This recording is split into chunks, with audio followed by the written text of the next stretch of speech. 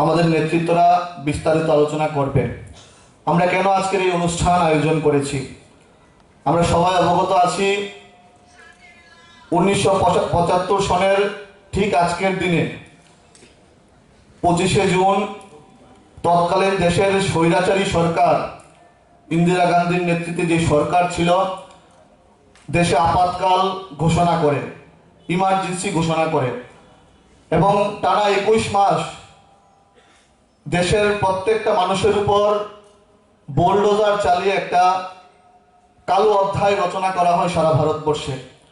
সেই কালো অধ্যায়ের প্রতিবাদে এবং প্রত্যেকটা যুব ভাইকে, প্রত্যেকটা যুব বোনকে এই বিষয়ে অবগত করার জন্য আজকের এই কার্যক্রম।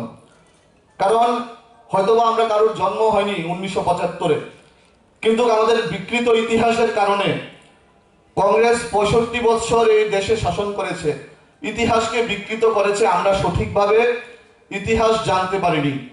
আজকে আমাদের মোদিজির নেতৃত্বে সরকার 2014 সালে প্রতিষ্ঠিত হওয়ার পরে আমরা ধীরে ধীরে দেশের বিভিন্ন ইতিহাসকে পুনরুদ্ধার করার চেষ্টা করছি এবং এই কালো অধ্যায়টা প্রত্যেকের জানা দরকার। এখানে সাংবাদিক ভাই বোনরা উপস্থিত আছে। এই কালো অধ্যায়ের প্রথম আঘাতটুকু করা হয় সংবাদ মাধ্যমের উপর। ইমার্জেন্সি ঘোষণার 3 ঘন্টার মধ্যে দেশের মূল স্ট্রিমের যে সংবাদ মাধ্যমগুলো ছিল ওইগুলার বিদ্যুৎ সংযোগ কেটে দেওয়া হয়। কি রকম স্বৈরাচারী শাসন ছিল! এবং ওনারা যখন বলে আমাদের হাসি পায়, দেশে গণতন্ত্র নেই, গণতন্ত্র পুনরুদ্ধার করতে হবে, এই কথাগুলো শুনলে আমাদের হাসি পায়। গণতন্ত্রকে হত্যা করা হয়েছিল 1975 সনে। আমরা যারা যুব ভাই বোন আছি আমাদের জানতে হবে এবং প্রত্যেকটা এলাকায় গিয়ে প্রত্যেকটা যুব সম্প্রদায়ের কাছে এই বিষয়গুলো তুলে ধরতে হবে। এবং আমি আমার বক্তব্য বেশি দীর্ঘায়িত করব না।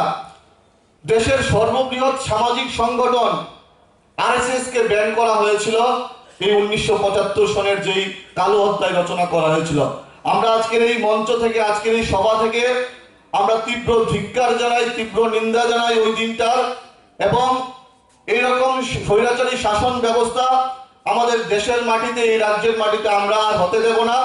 আমরা যুবকরা আগামী দিনে এই দেশের পথ প্রদর্শক, আমাদের মোদিজির নেতৃত্বে যে সরকার চলছে সেই সরকারের পাশে থেকে আমরা কাজ করে যাব।